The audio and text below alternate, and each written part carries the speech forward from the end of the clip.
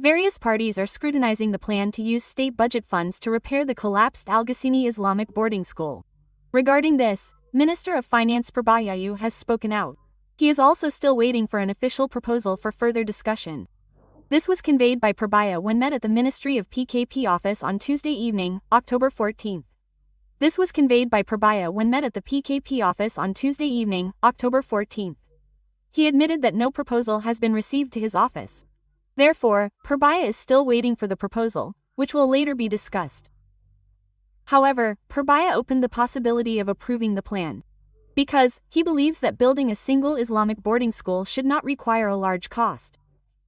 Purbaya could not yet confirm the amount of state budget funds that might be allocated for this project, emphasizing that a new Download Tribun X sekarang, menghadirkan lokal menjadi Indonesia.